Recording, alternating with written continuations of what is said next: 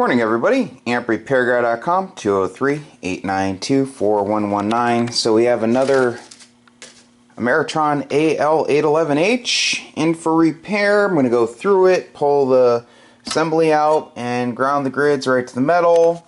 Needs a new plate choke.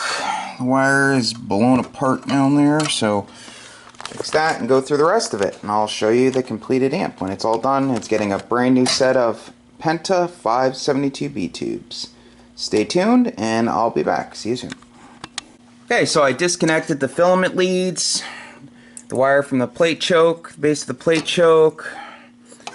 Pull this whole assembly out. I'm going to remove the gas discharge tube from the board. Problem is if a tube flashes, one of the 811s flashes from the anode back to the filament, it'll backfeed all the way through the board. So I put them down at the base of the socket.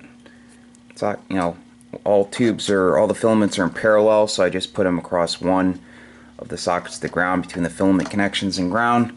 And I ground, I'll show you after how I ground them. I've shown it in other videos, but I'll show it again. I also removed the metal oxide varistor off the board.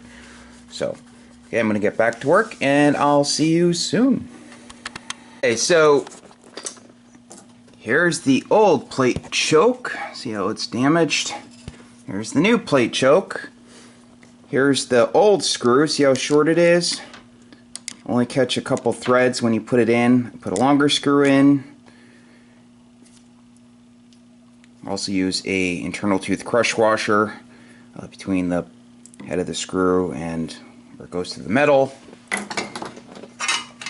Here's the bottom of the assembly here. See, a lot of times these nuts are loose, even though they use a split washer on the other side. See, the tab usually goes between the nut and the fiber washer.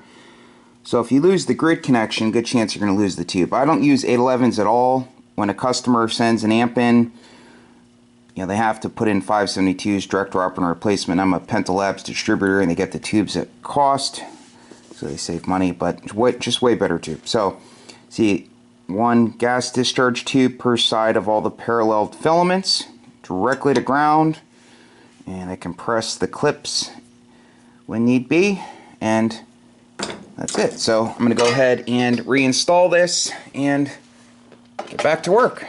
So you can see the gas discharge tube has been removed, and also the metal oxide varistor. Okay, so see you guys soon. Okay, so I'm back with the completed Ameritron al811h. Works on all bands. So, changed meter protection diode, changed plate choke, touched up on solder joints. I zip tied the wire for the bias mod over here because it was over here. So, did everything underneath the tube sockets that you saw. Checked the SO239 connectors. Removed the MOV.